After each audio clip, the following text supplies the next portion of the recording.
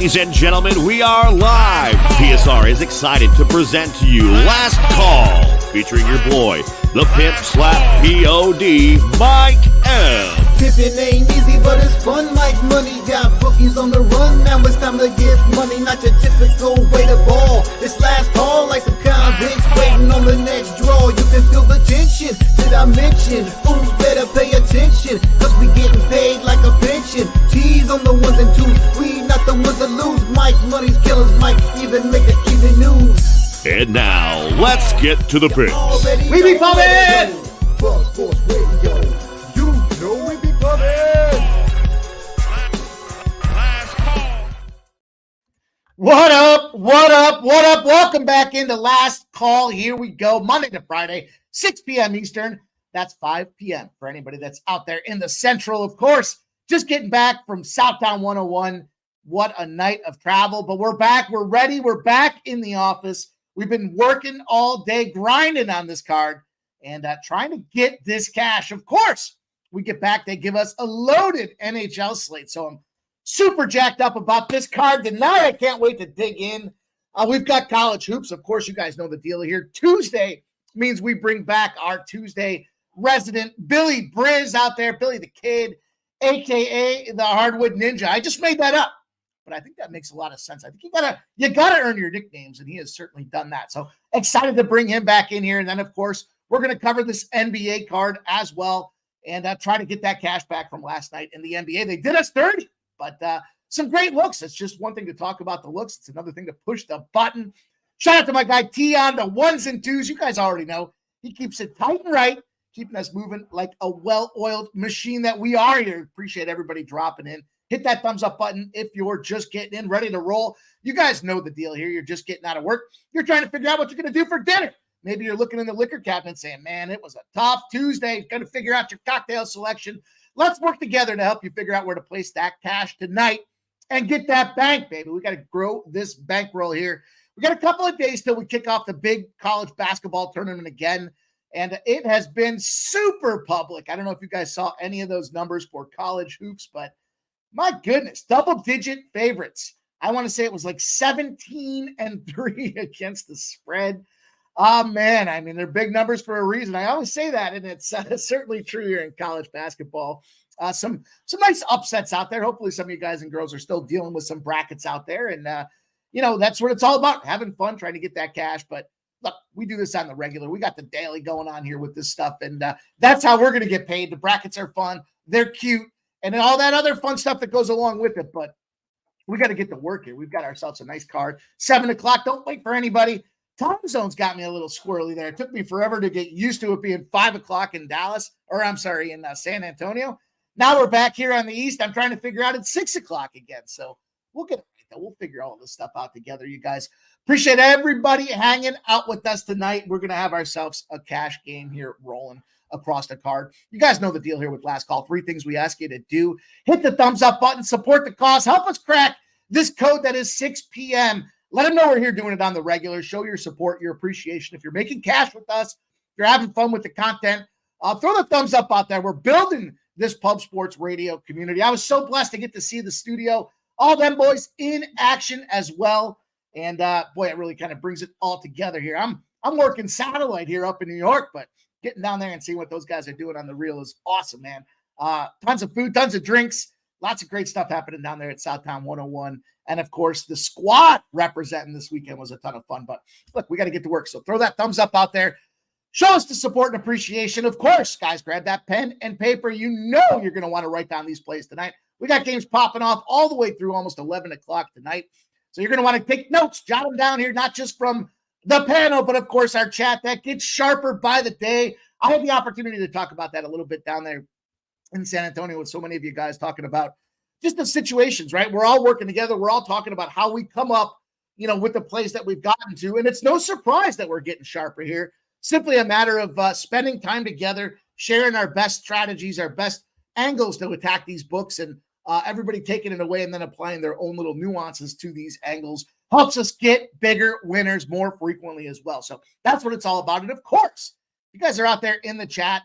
Put them plays out there here. It's going to be a little bit easier for me today to recognize what's going on as I've got it all here in the cockpit here, all in one laptop and multiple screens. So excited to share what you guys have for your hard work to get us paid tonight. And get paid we will. I think we've got some great dog spots out there tonight. We've got some favorite spots. The NHL, oh so large a card tonight. And we're only about 2.5, maybe it's 3 weeks now until we get to the playoffs for the NHL. So things are heating up on that frozen pond that is the NHL. We're going to crack into that thing tonight with some reckless abandon out there trying to go out there and get that money. So excited to see everybody rocking. Let's just see who's up here in the chat there. I see we got a new member. Howard Hopkins up in the house. Shout out Howard Hopkins. It's great to see you. Appreciate the new membership out there. Craig Wilkinson. Markel says, hello, my dude. How about them Pacers money line last night? Yeah, one thing to talk about, another to push the button. I mentioned I ended up sneaking it on him plus, I think it was 6, but man, to see him just get out there and blast them out was like, and it was wire to wire, if I'm not mistaken, Markel. I think they didn't struggle one iota in that game. Shout out to you for getting that cash. AOD says, Mike, I'm our brother. It's great to see you up in there. AOD, he's helping us with the hardwood tonight. He says Spurs, Wizard, Hawks. Oh, that was his last night. That was his parlay from last night out there. Man, that Spurs game, How about that? No Wemby, no problem for them Spurs. What a great spot to see them get that cash. And I know some of the guys down there were at the game in person. I hope they got that cash with the money line spots out there. The over sadly did not get through for us, but yesterday in the NBA was a bad day as a whole. We'll get to the recap here momentarily. Markel says, I wish. Smoke and Mirrors in the house. Smoke, my guy, says Mikey M. Smoke and Mirrors, it's great to see you. Marcus McCarthy, the pimp in the house. He says, my guy, let's go, Marcus McCarthy. Great to see you in the chat, my guy. Coin says, what's good, Mike and chat? Let's have it Tuesday. There's Jojo Rabbit. Says, what up? And our guy, the Futon Bets, is giving us his play out there. The OKC money line for our guy, the Futon Bets. Modest little number at -1 right there. I think you can get that money line at -110s even, -112s. Giving us his best play out there, the Futon Bets. We appreciate you. Homie, thanks for sharing. Dirty Rec 22 says Billy Brisnett. Let's go. Markel, MLB Thursday, baby. Opening day is just around the corner. I'm happy to say I started off my regular season Major League Baseball 2-0. 2-0. We're starting off hot, baby. Can't wait to get into that. But we have so many games, so many great things in front of us right now. Need to let that data mature a little bit for the MLB. We'll make some shots, but we're going to get hot as the summer goes on. So excited about that as well. Gerald Jones says, what's good, fam? Had a great night on the NBA team totals last night. Best spot for Gerald Jones today is the Golden State team total over 108.5. And there's Kelsey in the house says, Mikey, sorry I'm late, Kelsey. Always great to see you up in there. Jojo Rabbit says Thursday. Yeah, man, Thursday is just a couple short sleeps away till we crack into the MLB. Dana Delp says, "Sup, Mike, look fresh for only being home for a day." Dana Delp, I got a secret to share, man. I got home at 9 this morning. Thanks to the wonderful people that manage the flight schedules and all the delays and mechanical mishaps. I took a little snoozer, got up, and then cracked back into this formula tonight to try to get paid. So Winner's Circle says, Ayo, Mavs, moneyline Zion over 38.5 points, rebounds, and assists from our guy, Winner's Circle. Kelsey says, no shades today.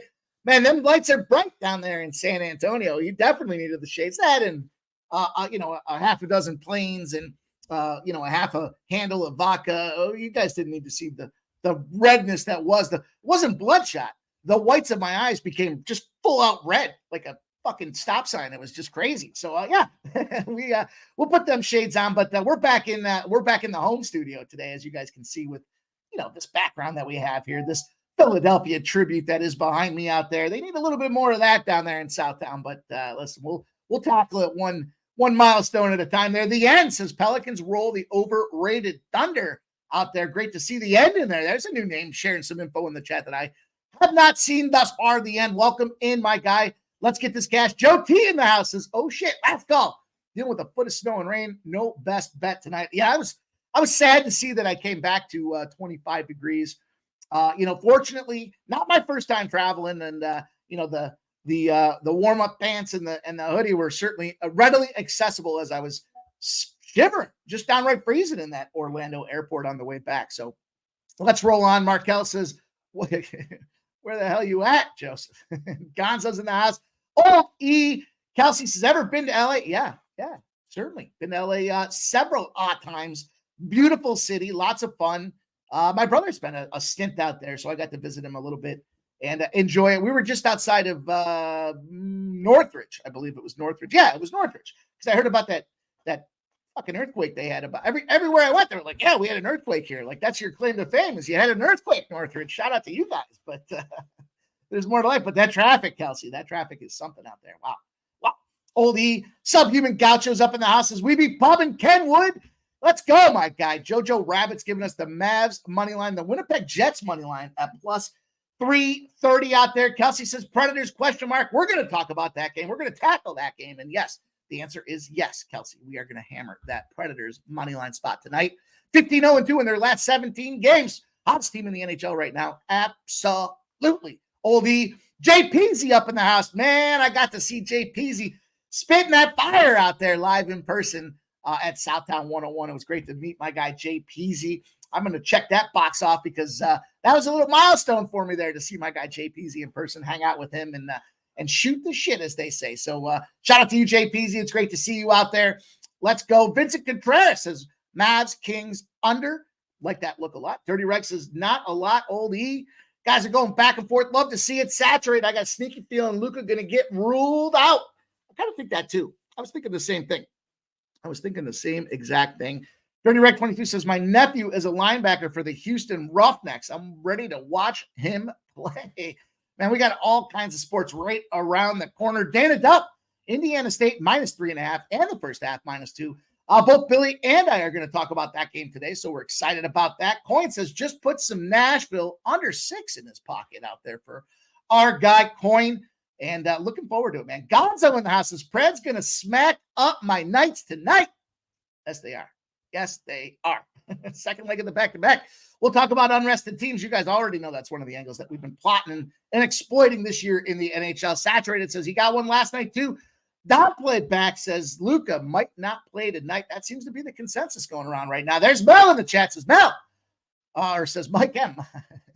Sorry. It's a lot of travel. A lot of downtime there, just trying to update records and everything else too. But it says Mike M. Preds -1, Oilers, Jets under 6, and the Sharks +2.5 out there. Joe T says Minnesota rocking and rolling. You guys, we're ready to roll and get this thing going. There's Luke Murphy in the house there. Our guy Luke Murphy. It's great to see him. Who knew he spent time not too far from my house there in his collegiate days out there. Shout out to my guy Luke Murphy. Old East is Coin laying low. Ate shit on the skateboard today. Oh no, man. Oh no. Kelsey says, in LA, and he didn't say hi. Oh man, that was a bunch of years back. That was a bunch of years back out there. But next time I will. Kelsey says, yes, Predators. I knew it. I'm learning. Yeah. Listen, we all work together. Once you start figuring some things out, you can start applying it to your own style out there. Make some tweaks and go get that cash, Kelsey. Nate Dogg in the house. Julian Cesario. I got to meet Julian. Says, what up, Pip? It's a pleasure meeting you, my bro, man. The feeling is mutual. Julian Cesario, my guy. Got to hang out, have a cocktail with Julian. What a lot of fun that was out there. Can't wait to go back. I already want to go back. Already thinking about what we're going to do the next time. Luke Murphy says the LA-Milwaukee first half over 119. Expecting some early scoring out there. Kelsey says, keep him talking so the show goes longer. Talk sports with JT. Only play for him today in the NBA is Golden State -2. We will be talking about that. JPZ says, my only concern is everyone likes the Preds tonight, but I like them first. Let's go. Let's get into this thing here. Let's bust this card out and let's get going, you guys. Enough of the pleasantries. Let's get to work and smack these bookies. The old pimp slap right across the side of the face for these bookies today. Unfortunately, they put the pimp slap on me yesterday. Let's start out with the bad news. The NBA was a full-fledged stinker. Look, it's embarrassing. I'm embarrassed. 0-4 in the NBA. The Houston over 223.5. Nope. The Spurs over 234.5. Nope. The 76ers +9. Nope. And then Siakam over 7.5 rebounds. Our fucking Siakam golden ticket turned into a pile of shit as well. So, look, not excited about an 0-4 spot, but we did have a nice little 2-0 in the NHL. We buffered it. We just lost just under a unit on a 2-4 day. We got the LA Kings money line. We talked about that +110. I know a lot of people were on that St. Louis Blues side there. It looked good. It looked good, but then, they got their up and comings, if you will. And then Fiala, the goal. How about that? The plus 230 goal that we talked about. Leading on special teams, leading the league in shots, one of the most effective second lines. He goes out there and pops a plus 230 right off the hop in the NHL to get that LA Kings game started. So that was a lot of fun to see. We don't get a lot of goal scoring props in the NHL, but we got that one last night, and it felt so good to get it done. Listen, let's close that tab right out. I don't want to see it again. I only want to talk about getting them winners. Kelsey says, thank you for the Kings. Mikey made up for... Yeah, it was, it's interesting going down there and capping kind of out of pocket, because I know a lot of us were all kind of saying the same thing. Like, we've got monitors set up back home. We've got our offices kind of configured to go out there and get it done. And it's that repetition, that comfort that you have of knowing where everything is, and kind of adjusting on the fly is something that's a little different out there. But, you get the laptop, have laptop, will travel. So all good stuff out there. Cameron Sinet says, I snagged plus 400 on the Kings parlay. Thank you, Pip. Nice job, my guy, Cameron. Let's go. Yeah, I was just getting ready to head out, so I missed out on trying to get a same game parlay in there. But anyhow, it was cash. It was good. Let's talk about today, because we got to get this money here. Every day is a new day to go back out there and tackle these books. And I love this NHL card tonight. I was thinking about making an ad. We'll see about this ad. It's one of the first games that I like, too, off the gate here with this Red Wings and Capital spot. No official play, but we'll circle back to it. Let's open up the NHL card, though. Get them skates on, grab your stick and puck, and let's get out there on the ice and try to tackle these bookies tonight. Throw a big hit check on these bookies tonight. We're going to start with this Carolina and Pittsburgh game as we start to bust into the fold here. What do we got going on with this game here? It's interesting. There's some big numbers starting to make their way through the NHL. It's that time of year with just a couple weeks left. We're going to see 200s, 300s, 400s, and even maybe some 500s on the regular as we move in here. But love me this Hurricane spot tonight. We've got a couple of things working in our favor. First of all, we have Kochetkov going in goal for the Carolina Hurricanes. He's rolling a 19-12-4 with a 2.46 goals against average and a 90.9% save percentage. Fantastic stuff for this guy being, kind of the go-to when Frederik Andersen got hurt. On the other side of things with Pittsburgh, we've got Nedeljkovic going in goal at 10-6-5. He's putting out a 2.99 with a 90.2% save percentage. Fantastic stuff from this guy as well, considering when they started the season, they weren't entirely sure if he was going to be the guy to be able to carry the water, if you will. Now, he's only got, 21 games played on the season, but look, Pittsburgh, bad spot for Pittsburgh tonight. They've been checked the F out, as we already know. They made some big moves, and guess who's back?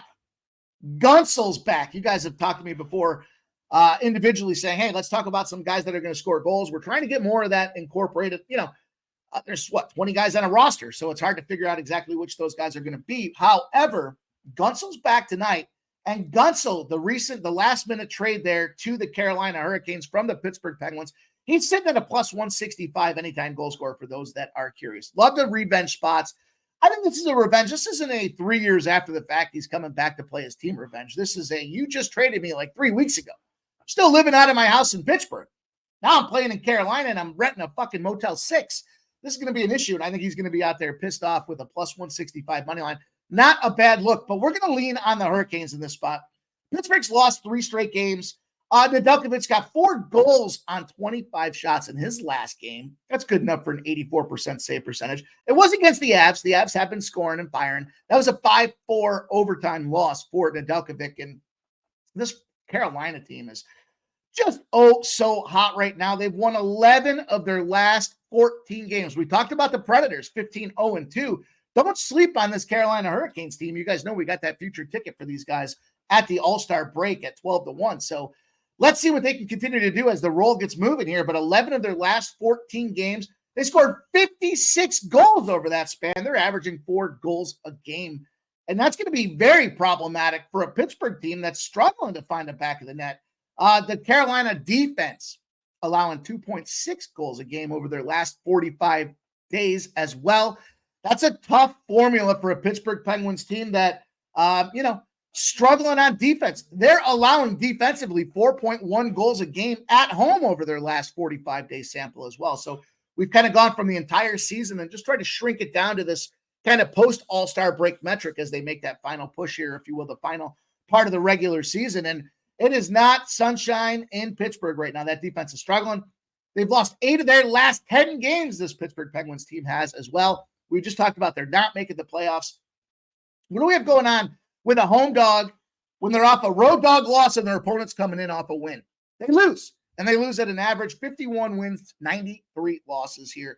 We're opening up the card tonight with this Carolina Hurricane spot. I'm going to go to regulation. I saw the -1 was sitting there at a -140.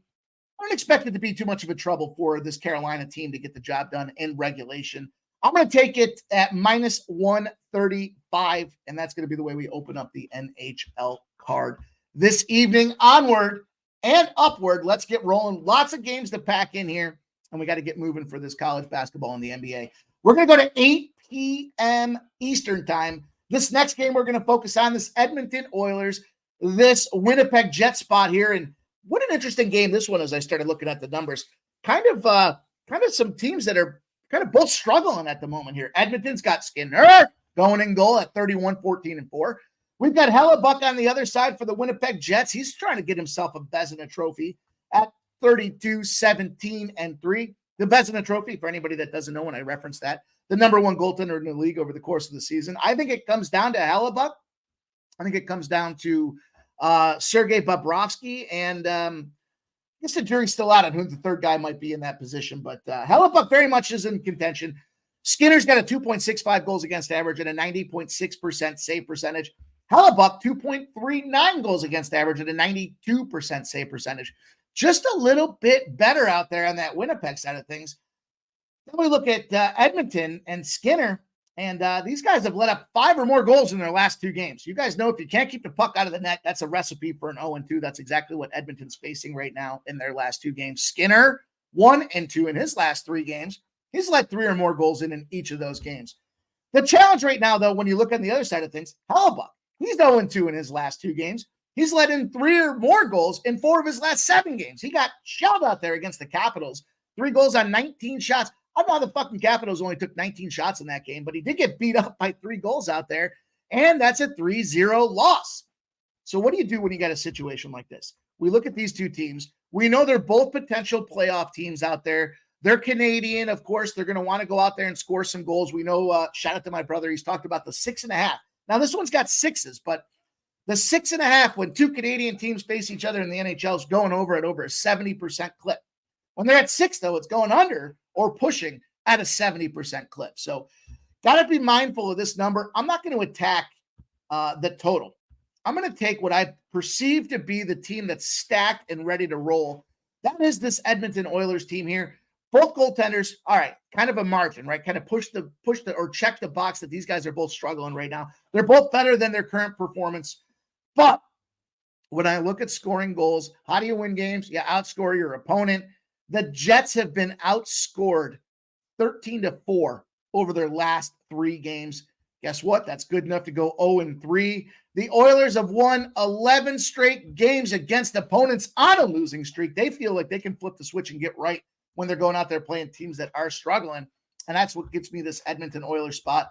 Look, it was -120 earlier today. Actually, that was probably at about 3:30 in the morning in the Orlando airport. What we're seeing right now is -124s, -125s, -130s, and on its way up to -138s. So get her while she's hot. I'm going to take the Edmonton Oilers at -124 here to go on the road, get right against this Winnipeg Jets team that just can't find the back of the. It's fine to be an under team, but you got to score goals, and that's where we're seeing the Winnipeg Jets struggle right now. Let's see what you guys have to say out there in the chat. Chris Bogan says, I got Carolina regulation at -115 at DraftKings. Fuck, I'm going to have to go back and double check. I don't want to take any excess juice that I don't have to. And yes, sir. Yes, sir. -115. Let's go. Appreciate that shout out there. Kelsey says, I ain't no hell. Not a Hellebuck girl.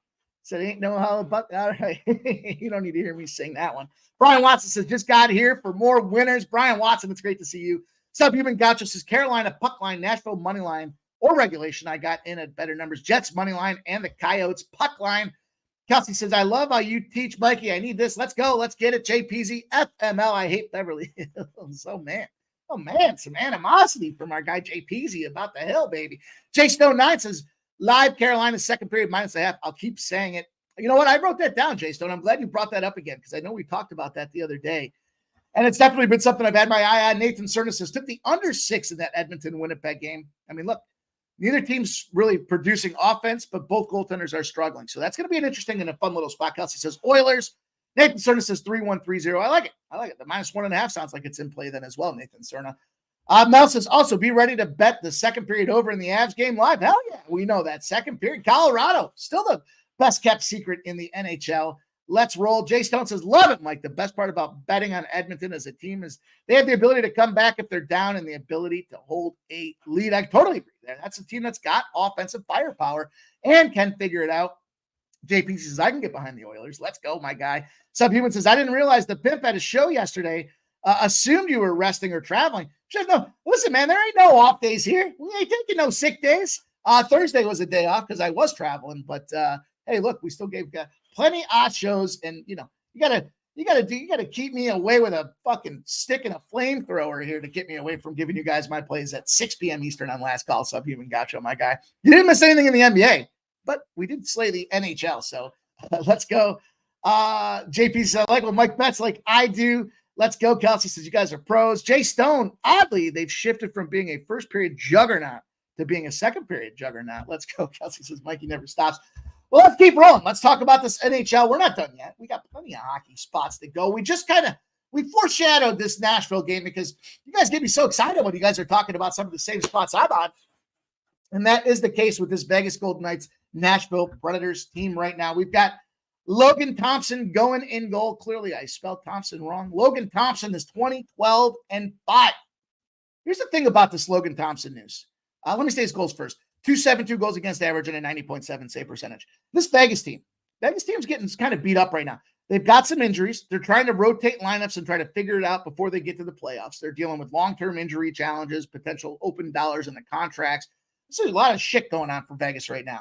Furthermore, they had some sickness running through the locker room. That's always a challenge when you're on the road because these guys are staying together on the road. They're probably eating breakfast together at some point. Sickness spreads. I've seen you guys with your kids out there, and everyone's sick all the time when those kids come home from school sick. Last but not least, Logan Thompson was supposed to start yesterday. They flip-flopped and then stuffed in Aiden Hill. And I think that messes with the headspace of these goalies as they were prepping for a spot to get the job done. On the other side of things, we have UC Saros going at 31-21-4. He's at 273 goals against average and a 90.9% save percentage. I already mentioned it. Nashville 15-0-2 in their last 17 games. How about this number, though? I didn't realize this.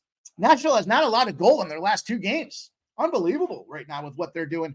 They've covered the puck line, by the way. 11 straight games against the Western Conference. That puck line's minus 1.5 is plus 170 on that spot. So that's something to take a peek at. Get your eyes on that spot. We know Vegas, of course, an overtime game yesterday on the second leg of a back-to-back. If it wasn't bad enough that you're on the second leg of a back-to-back, add overtime in there just to put insult to injury.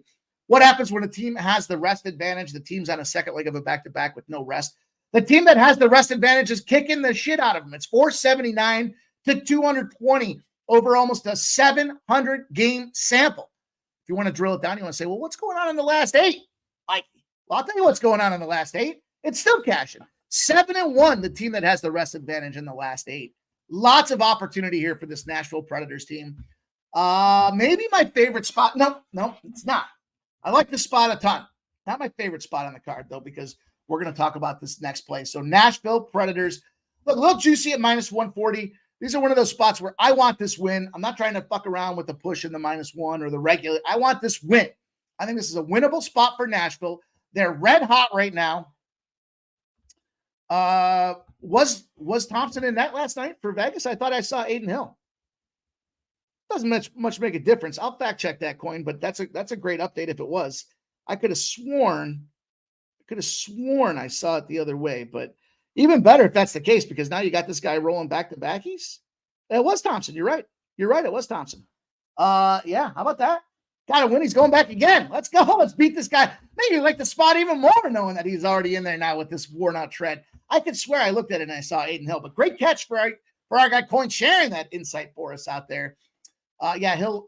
I knew he was injured, but I could have sworn I saw him in there. Anyhow, let's go. Let's keep rolling. Listen, That's a fucking buy sign and a half then if that's the case with this Nashville spot. And if they're going to go to, I don't know who else they're going to go to. If Aiden Hill's injured and sick and they've got Thompson going on the second leg, it's already the second leg of a back-to-back. If you have a freshie in there, now you're going to go out there and you're going to put this guy back in there. We'll see what happens. But regardless of who makes it in the goal for Vegas, I'm all over this Nashville spot. Onward and upward. I think this is my favorite spot on the card. In fact, it is my favorite spot on the card. 8:30 p.m.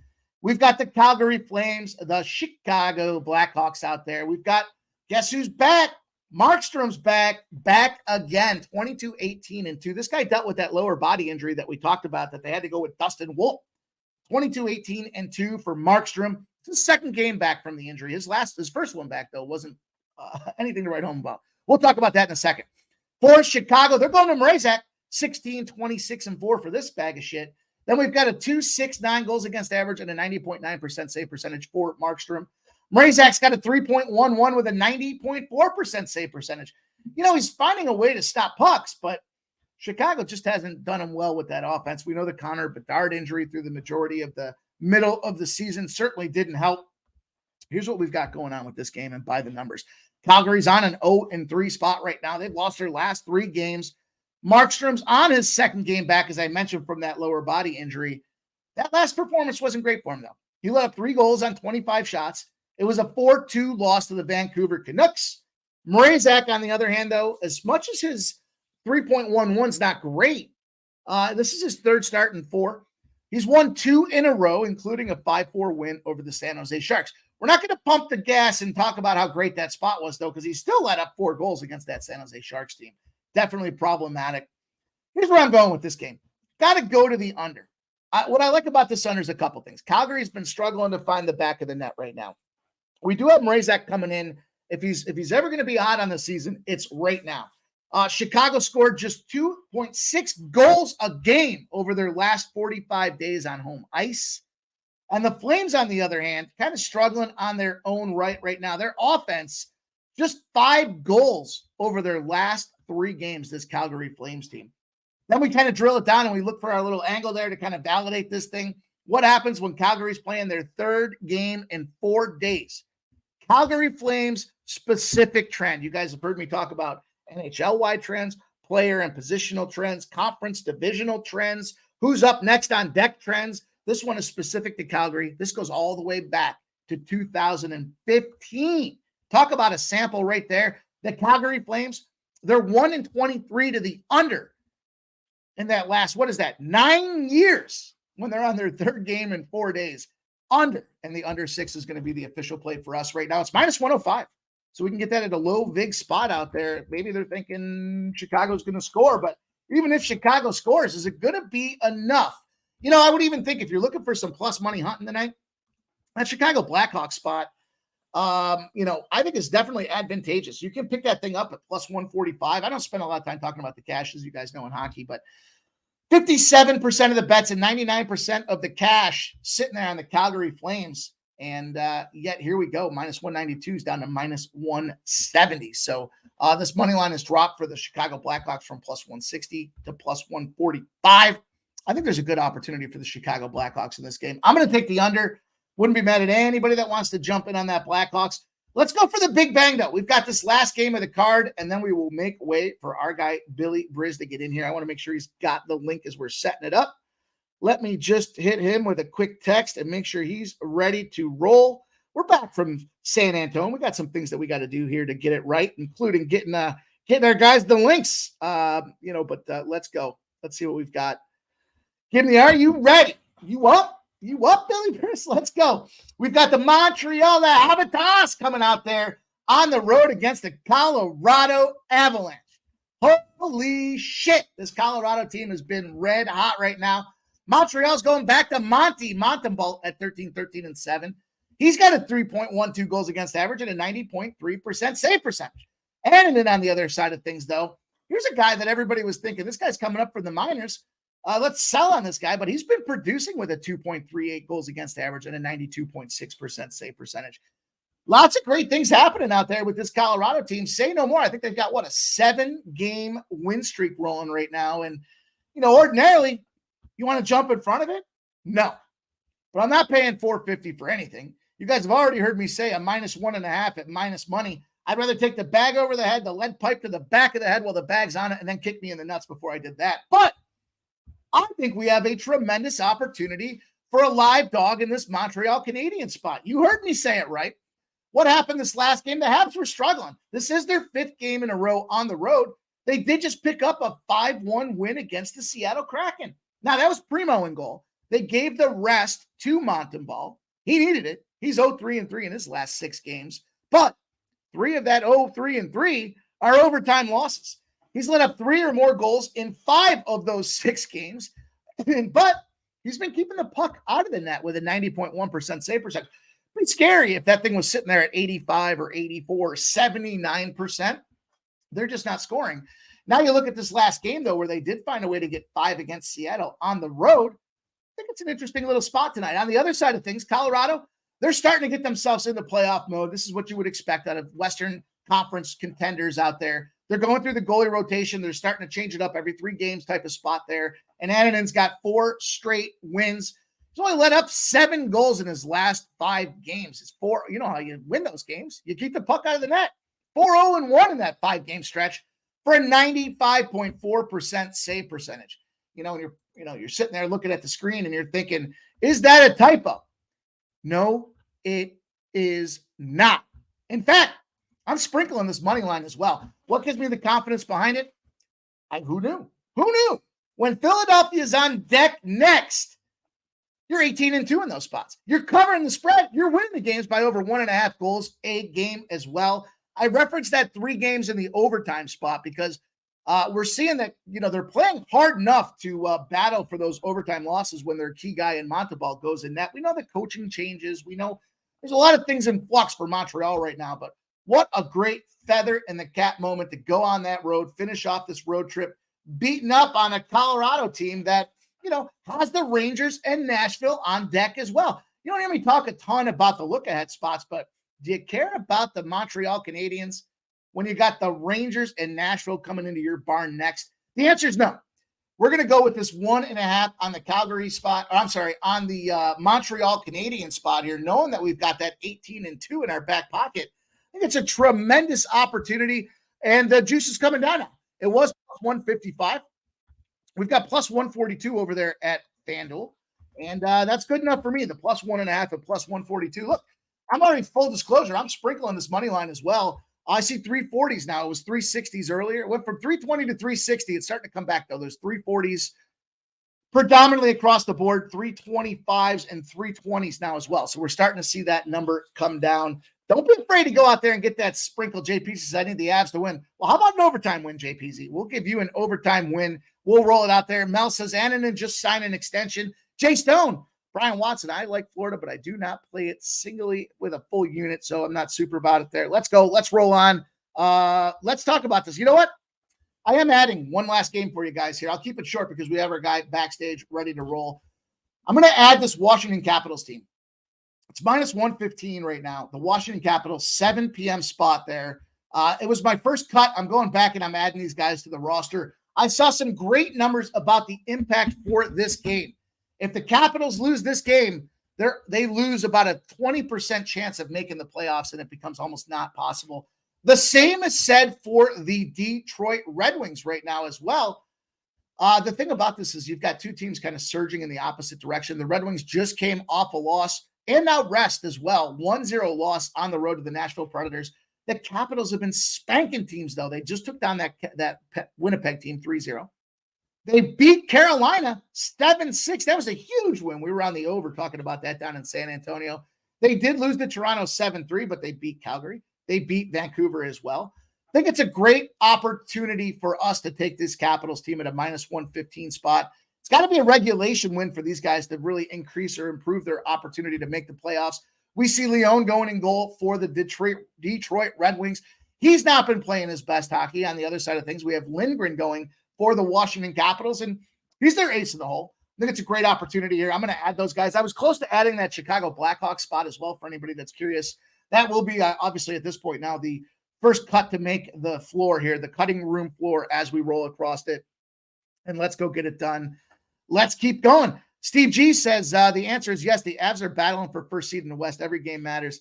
I don't think so, Steve G. Not in this case, my guy. But we'll see what happens. I mean, look, it's a ballsy shot. It's an absolute ballsy shot to be going for a big plus money spot like that. But when we've isolated these opportunities, now, would I be surprised if Colorado comes out and it's 4-0 before the game even fucking gets going? No, it's probably 3-0 right now. But I like the plus 1.5. Trap God says plus 2. Look, you want to get the numbers suggest Montreal at a minus 1.5. Just what the numbers suggest. I'm not going that direction here at this point. Minus ones. I just want the win. At plus 1.5 and plus 155 is a big spot. But look, I get it. Yeah, Steve G, best home record in the NHL. The Avs don't lose at home, especially versus Montreal. I mean, wouldn't surprise me. Wouldn't surprise me. Would not surprise me. But we'll see what happens. I mean, look, it's a big plus money opportunity.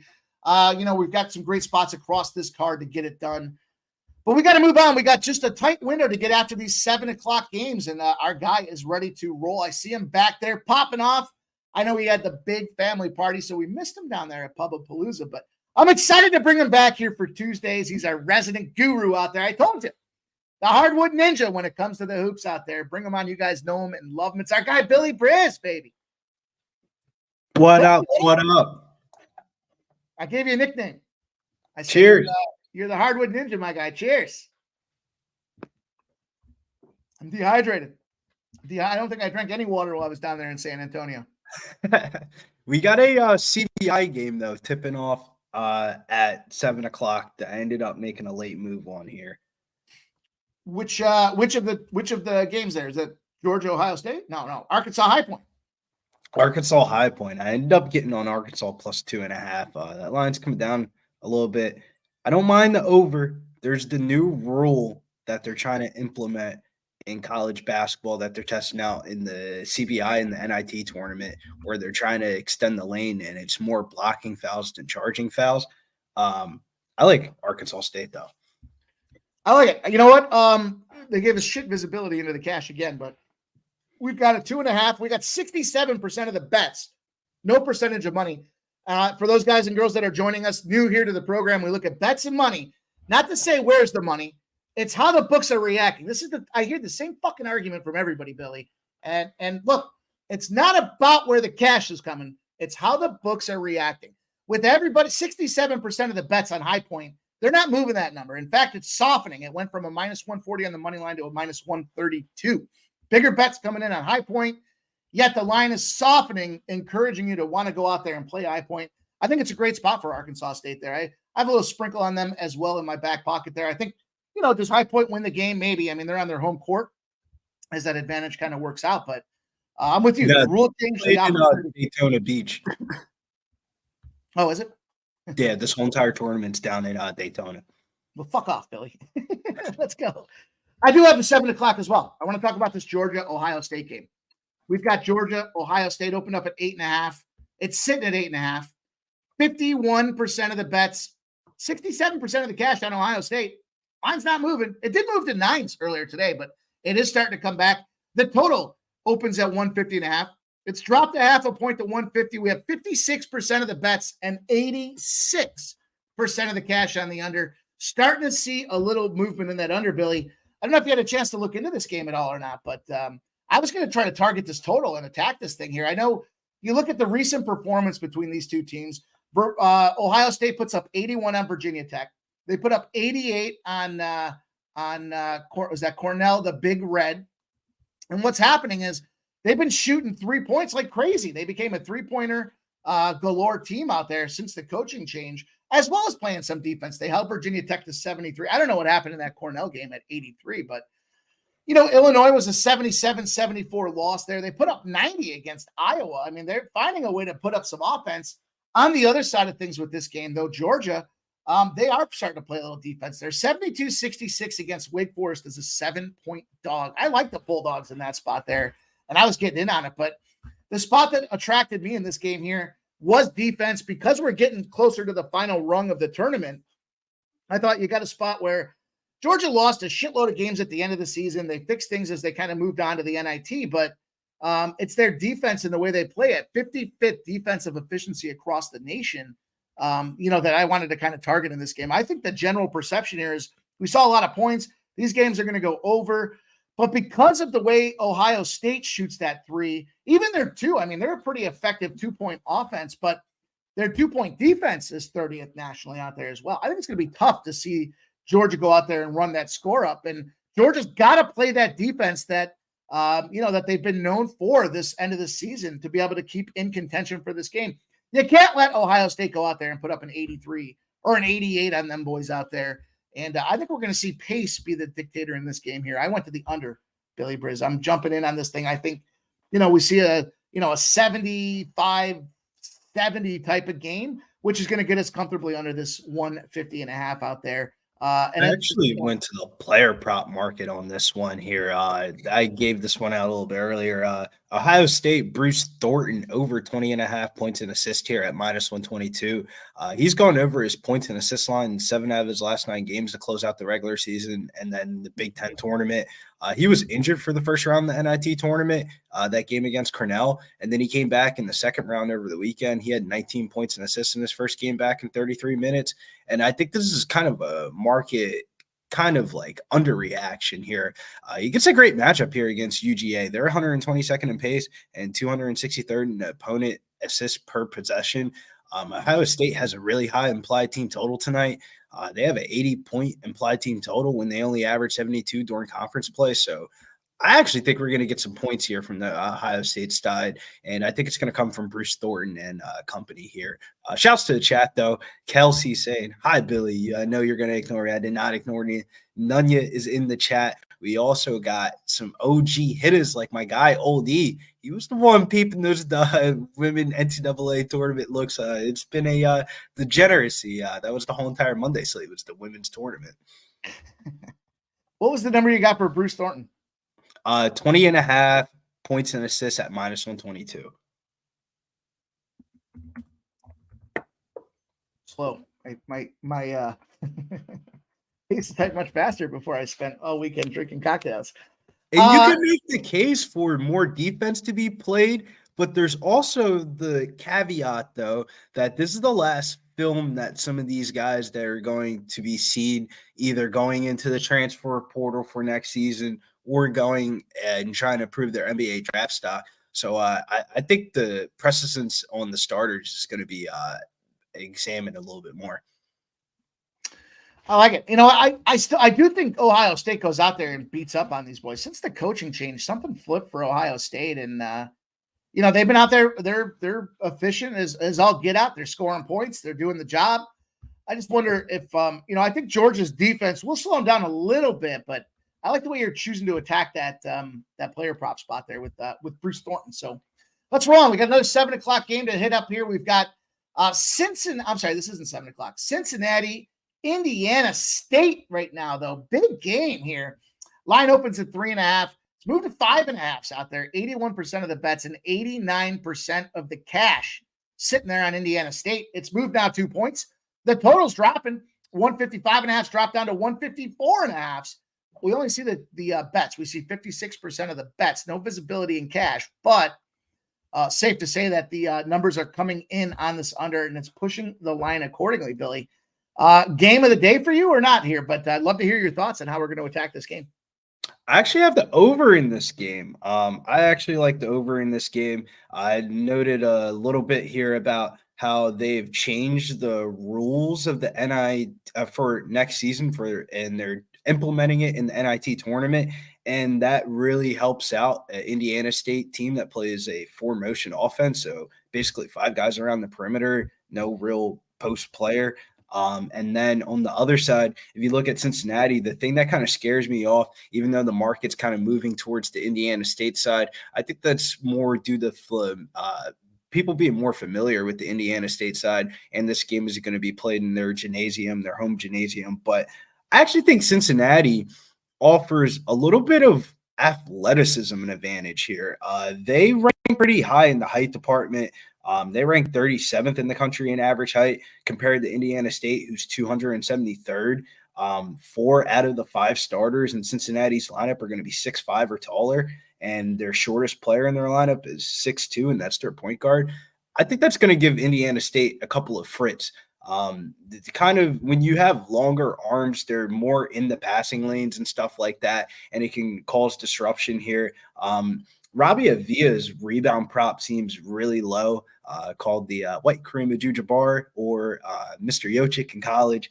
His rebound prop's at 5.5. I thought that was pretty low. And then James Kent, Bearcats are 299th in fouls drawn per possession, so not really too concerned about a lot of fouls being called. I think there's just going to be a lot of offensive execution in this game here. I kind of like the over here in this one. That's what we're going to end up moving on. I went to side. I know you're talking about Robbie Avila there, and the thing about it is he really hasn't been shooting fantastic right now, and they're still finding a way to go out there and beat teams up. I think Cincy's had a tough role. They had to get through the emotional ladder of trying to go out there and be the first tournament or the first time they competed in the Big 12. They had themselves a nice little run there in the tournament, but as they roll forward, they've done a great job. I had Indiana State to win this thing in the hop right off the game or before the NIT even started. No reason for me to go back on it. You look at what they've done against Minnesota, SMU, they put up 101 points as well. I like what Cincinnati's done, but I think their season is done as well. And I can see points, though. I certainly can. I mean, the thing about it is Cincinnati likes to throw that three ball as well. Nathan Cernas has heard Cincy has 3 starters out, including Victor. Interesting spot there. But Justin McCalvey does like that over with you as well. He says he's on the over. His stacks play of the day is over 154.5. I'm rolling Indiana State. Now, look, I did see its move now. It's 4.5. I'm still good with 4.5. FanDuel's got a 4.5 at minus 120. There's 5s and 5.5s out there now. To me, the 4.5 for the extra nickel that I got to pay to get that thing is fine. I'll take the minus 120 with the 4.5. I like this game to be scoring. I think it's going to be a fun game to watch, Billy. I think it's going to be a good opportunity to get some, get some screen time there and watch what this game has to say. Billy, I'm going to move quickly because we got some NBA to get to here. But this last game I looked at, Fairfield and Seattle. Interesting spot out there. Look, I'll just come right out the gate and say Seattle's been one of my teams here. I was gonna say dogs, but they really haven't been a dog too often. It opened at minus 5.5. It's now sitting at 7.5. So we have 85% of the bets. Everybody likes Fairfield. Everybody wants them points. The money line's fucking skyrocketing. It went from plus 202 to plus 270s. The numbers dropping from 146.5 to 143.5.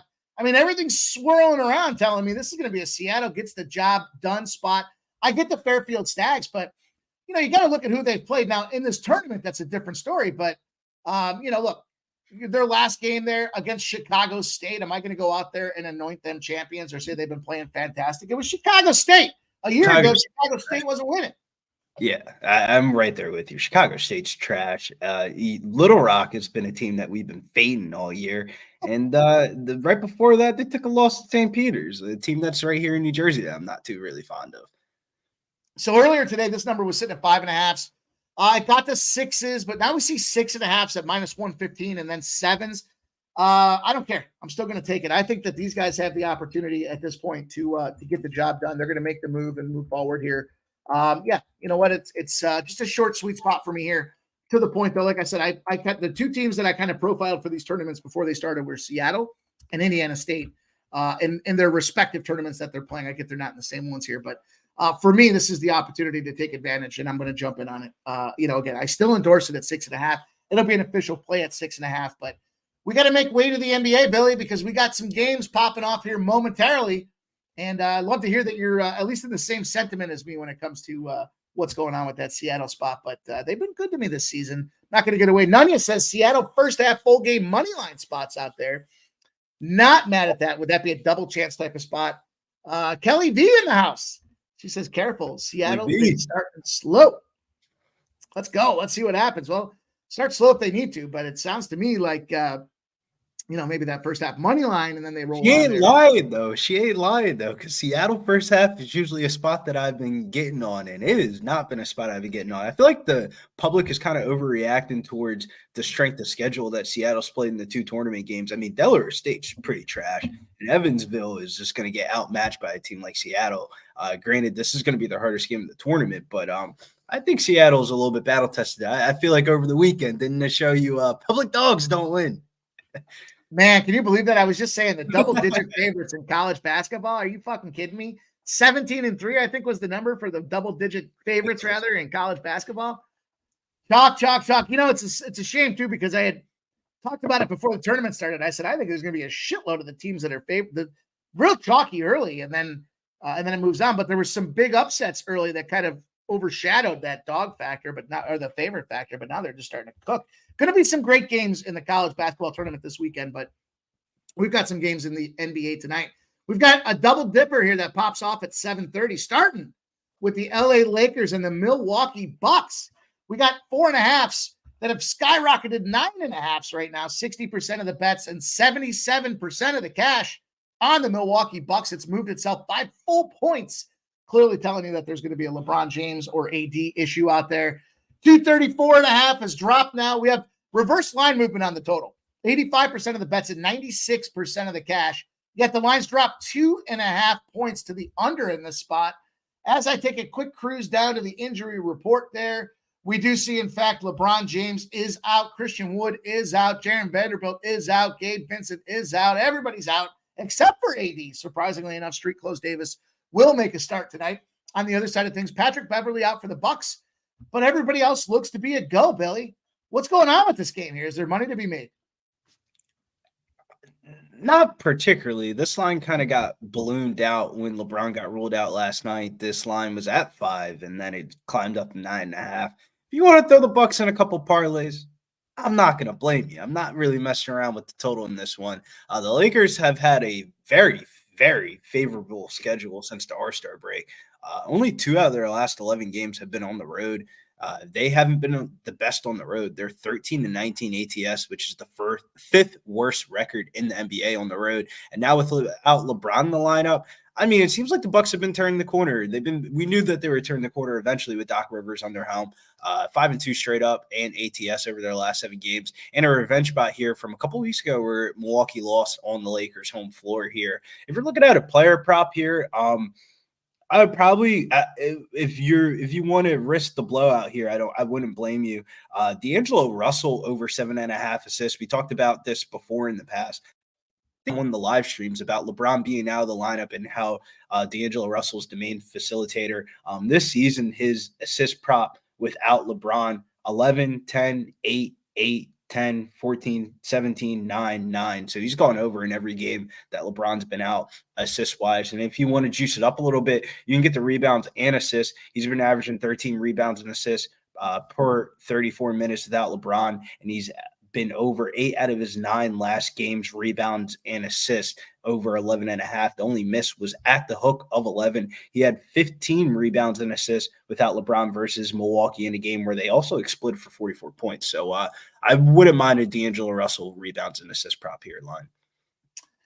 Yeah, you know what? I do remember we talked about that. I don't know if it was a live stream. I don't remember where it was that we talked about. A live stream. And now I'm looking at it, and I see that his number 7.5 has moved to 8.5 on some books. It was minus 110 on BetMGM. It's now minus 130. So definitely correlation to the knowing that LBJ spot is out of there.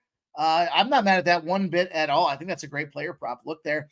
I was conflicted with this spot because I kind of have intersecting zeros, but it's intersecting zeros for both teams, meaning the Lakers are in an 0-16 spot there. Non-conference road dogs or small favorites are 0-16 if they won the previous meeting as a dog or a large favorite.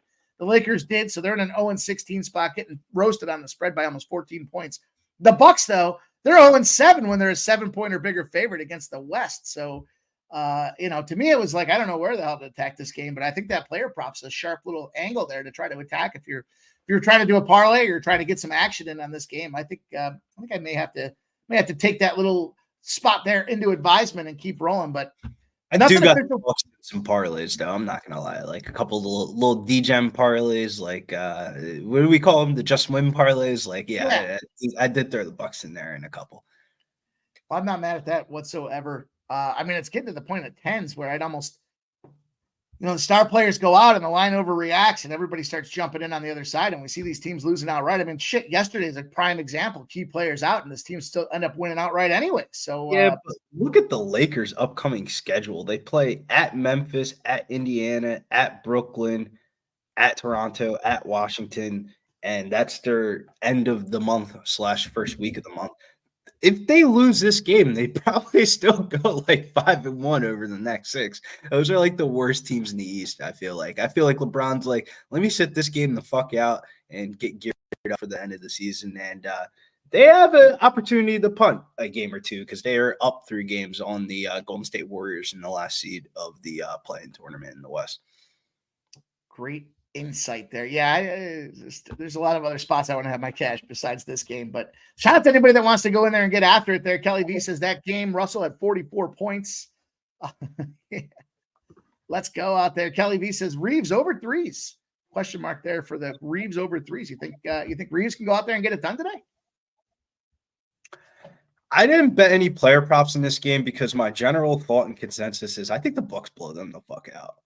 Yeah, that's that. That wouldn't surprise me one bit either. AOD says Brizzy and Mike M forever. We appreciate you, AOD. Appreciate the kind words. EQ in the house is last call. Joey Skinner. Don't worry, Justin. We're winning this out right there. I know they're talking about that Cincy spot. There's our guy, Kick Schnizzo. Who messes with us, baby? Nobody. Gerald Jones says high point game on ESPN. Kelsey is asking, Billy, is Tatum the MVP? Question mark out there. You think Jason Tatum gets the MVP?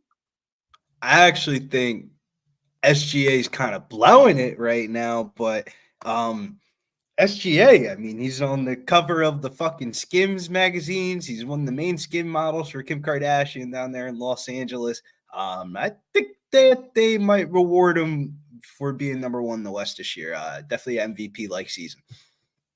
All right, okay. And then, of course, there's T. He says, no, it's SGA MVP season. T giving you guys his look out there. Let's go. We got another 7:30 spot.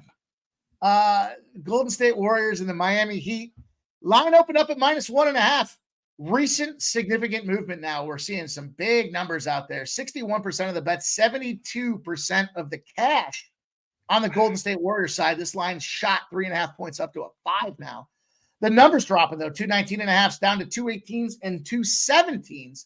Pros versus Joe, 62% of the bets on the over, but 74% of the cash on the under, Billy. What the hell's going on here? What's going on with this number moving as significantly as it has? We went from a -130 to a -200. You know, the typical NBA 5:30 or 6:30, I meant to say, injury news report here. The Heat will be without Kevin Love, Jimmy Butler, and Caleb Martin for tonight's game. So they're going to be starting off with Terry Rozier, Patty Mills, Bam Adebayo, Jaime Jaquez, and Nikolai Jovic. And that's why this game is going to be hard to call. Golden State's in the 10th spot in the West. They're fighting with the Houston Rockets, and the way the Houston Rockets have been played, they don't give a fuck if Sengun's in or out. They're trying to ball inside the playoffs here, and every game is going to be important for them to win at this point. I mean, there's only a game that really separates the Warriors and the Rockets out of the 10th seed, and this total is the best bet in the game. I like the under 217.5 here. The Heat have been getting hit with the injury bug, but they still should have Adebayo, Rozier, and Jaime Jaquez for this one. I like the under, though, in this game. Each of the Golden State's last 7 road games versus the East have gone under the total here. And with Jimmy Butler being out of the lineup here, I feel like Miami, the way that they want to win this game here is by running a little bit slower pace, because you start running and gunning, they're not going to have the offensive firepower to shoot with the Golden State Warriors here in the spot. Yeah, I see a 4.5 out there at -115. I mean, it's a pretty sizable move now. Look, the Warriors, they're 7-0 and they're against the East off a loss if they have rest. So it's a bounce back spot. It's the ideal bounce back spot for these guys. And the Heat sitting there in an 0-7 spot at home versus the West when they're a small dog or a favorite. So it has moved. I do like that under quite a bit as well. I thought about getting there with the under. Somebody in the chat asked, do you think Bam Adebayo goes over 8.5 rebounds? I would actually bet his over 3.5 assists. Games without Jimmy Butler this season, he's going over 3.5 assists in 8 out of 9 games, going 6, 7, 7, 4, 11, 4, 7, 3, 6 this season. So it's the assist prop that's kind of has the value, not the rebounds. I do like the rebounds, though. I mean, he's been a fucking rebounding machine. Billy, what do you know about this shit that's going on where they're saying everyone's fucking fighting each other over there in Golden State? There's animosity in the ranks is what I'm hearing from some of the beat reporters there. They're talking about Draymond Green's doing Draymond Green shit again, and no one's getting along. They're all back talking. Even the coaches out there bitch slapping people across the face. What's going on?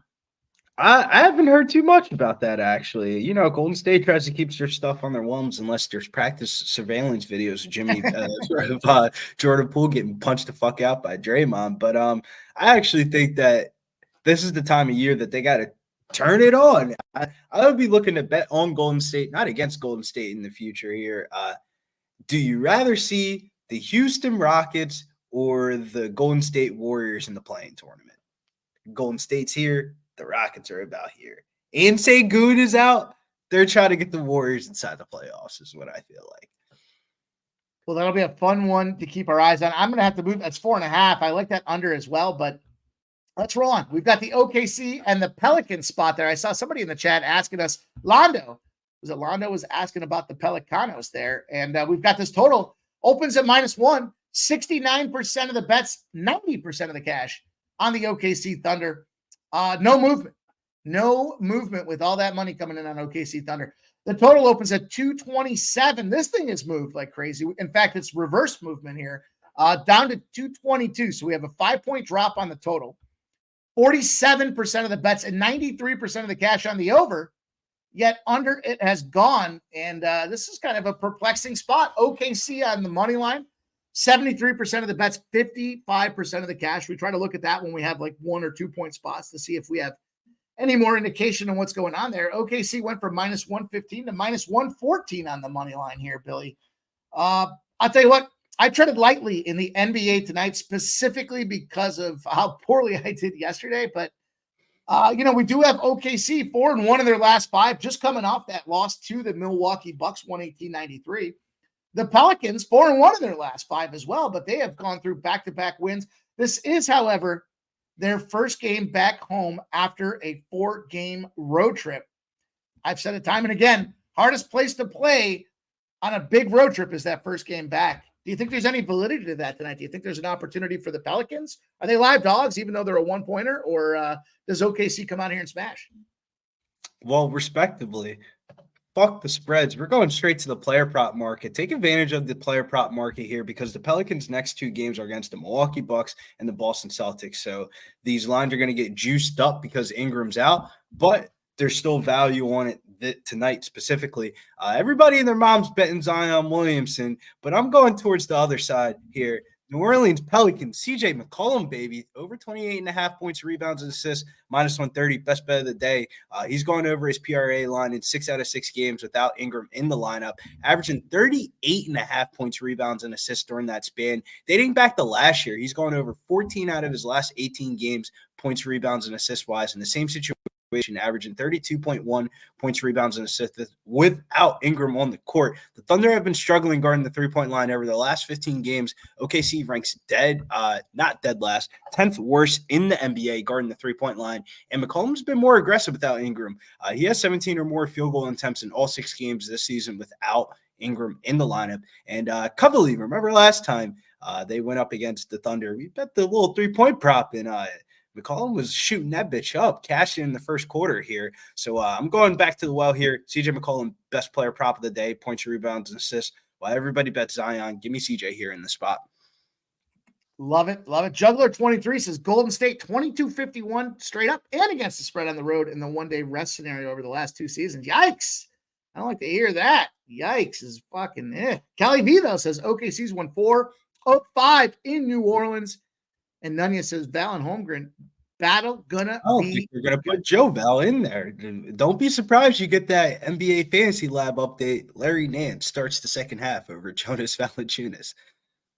Oh baby, that'll be a fun one to watch. I'll keep an eye on that tonight as we're live betting and sweating with the boys. We got Dallas Mavericks, Sacramento Kings, the 10 p.m. spot here, the last game on the NBA card. And we've got another reverse line movement situation. This line opened at 1.5s. We've got 2s out there, 66% of the bets and 98% of the cash all over this Mavericks team. We know the Lucas situation is potentially out. The total is dropping from 237.5. There's 233.5s on its way down to 232.5, Billy. 56% of the bets and 86% of the cash on the under in this spot for the Sacramento Kings Dallas Mavericks game. And as I take that cruise around here and take a peek at this injury report, We see questionable Luka. We see Maxi's questionable as well. Josh Green out for the Dallas Mavericks. Then we look on the other side for the Sacramento Kings. Lyle's out. Herder's out.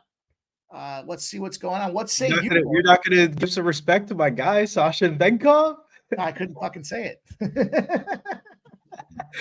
That's my guy, man. I couldn't say it, and he was questionable, so I figured we'll roll the dice that he's going to play.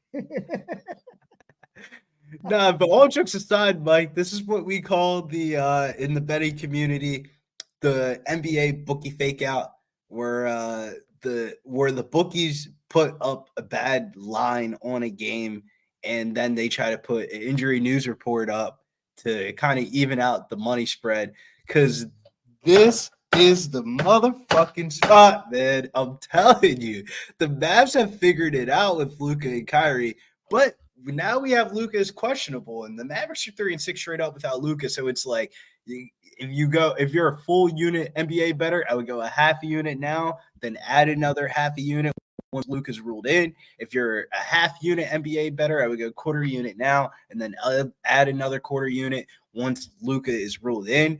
But both teams are going to be on a back-to-back here. But the Mavericks have been turning it up, man. 8-0 straight up, 7-1 ATS out of their last 8 games that Luka and Kyrie both played. Both teams are in the second half of a back-to-back, but I don't like the situational spot here for the Kings. They've been playing a shit load of games, man. Third game in 4 nights, fourth game in 6 nights, fifth game in 7 nights. Teams in this spot in the NBA this season have gone 14, 16, and 1 ATS, while the Mavs have had 3 days off prior to that game that they had in Utah last night, even though they're in a second half of the back-to-back. They have better back-to-back or second end of back-to-back numbers here. The Kings are 4-8 ATS on the second half of back-to-backs, while the Mavericks are 8-3 ATS on the second half of back-to-backs. They dropped their first 2 meetings at home versus Sacramento, and I expect some defensive intensity coming out of them. They've only allowed 107 points per game over their last 9 games, which is drastically better than their 118 total that they posted that All-Star month break. The Kings have been spotty, even though they got the light, the beam, and the whole theme at home. They haven't been a good ATS home team here. Despite them being 21-13 straight up at home, they're 14-20 ATS at home this season. And the Mavericks have the second best road ATS mark out of any NBA team at 22-12 ATS this season on the road here. I like the Mavericks here. This is a Mavericks get up spot. Just got to have Luka in the lineup here. This is a big game for playoff seeding wise. I like the look there. I was coin flipping. I'm going to move on the under in this game. I'm going to tell you, I see the injury reports. I hear what's going on. Luka or not, I got it. The spot that I want to jump in on, I look at these two teams and the last 4 games for the Sacramento Kings, under. We look at the Dallas Mavericks, the last 4 games for the Dallas Mavericks, under. The Mavericks, they're 4-0 to the under when they're playing a Western Conference team with no rest. What I like about that is it's contrary to the public thought process that the no rest spots are overs, and the fucking margin is 27.5 points in those spots. So they're roasting this under. On the other side of things, when you got a short line here, less than a +5.5, the Kings are 25-2-2 to the under when they're in a no rest spot and against a spread win there, and they're roasting the under by 16 points. So I know the numbers dropped 4 or 5 points in this case, but I'm going to take it. I still don't think it's too low. I think we're in a spot. Again, the Mavericks numbers getting smoked to the under, and both these teams kind of contrary to the spot there where you would expect the second leg of the back-to-backs there, that they don't play defense and they roll over. But these two numbers specifically speak to them in that second leg spot. I'm going to take the under in this game, Billy. What do you think? You like points? It's like, by theory, I like the under, but do I want to be betting an under in a Dallas Mavericks Sacramento Kings game? Kind of not, though, because I mean, if you look at the other 2 games, they've gone under head-to-head wise. It's just that the totals were just drastically high at 246 right. and 247. But I think the biggest thing is they changed some of the NBA ruling post All-Star break, and a lot more games have been going under because of the new NBA rules, right, and the way that they're reffing the games. So I generally just lean towards the under in a lot of these games, but I kind of want to stay off the total. And yes, Kelsey, I said drastically. Drastically. Let's go, though, Billy. That's going to put the bow on the card for the show tonight. Great player prop sides. We got college basketball. We're only a couple days back from digging into this March Madness tournament again, but plenty of hockey tonight. I already saw there that the Panthers did not waste any time. Shout out our guy Peasy saying Panthers wasted no time to get it done. Kelly V says Mavs been better after halftime. We'll have to look for some second half spots there. Down places, Billy. Are we on the Pelicans first half today? Mike, you're talking all this March Madness. Put some respect on the NIT tournament. You know who's in the semifinals tomorrow? Last game in Utah for the season, baby. The Utes, baby. The Utes are on fire, man. I mean, look at those marks. They've been smoking teams. Yeah, they lost the stat money against Colorado where everybody was on Colorado, but man, we made it back in some more, man. Utah Utes tomorrow. Don't forget about them boys tomorrow night. VCU's making a long flight over from Virginia all the way up to Utah, and I think the Utes boys got something to say. Well, let's go. I will definitely be watching and rooting for your Utes because they're on fire, baby. Billy, tell them what's going on with you, my guy. Where can they find you? What's cooking with you this week, and what's going on in the world of Billy Briz? Yeah, if you're popping down here in the East Coast, man, UFC Atlantic City's going off this weekend at Boardwalk Hall Convention Center. They got the ceremonial weigh-ins Friday afternoon. You might catch my face in there at the kiosk right before asking a couple of questions. But make sure you guys stay tuned here. Hit the like, subscribe. Make sure you hit that bell notification. Don't miss out on those UFC live streams last week. Yeah, might have missed the prelims, but we pulled up and we showed out. We had a little Fernando Padillo.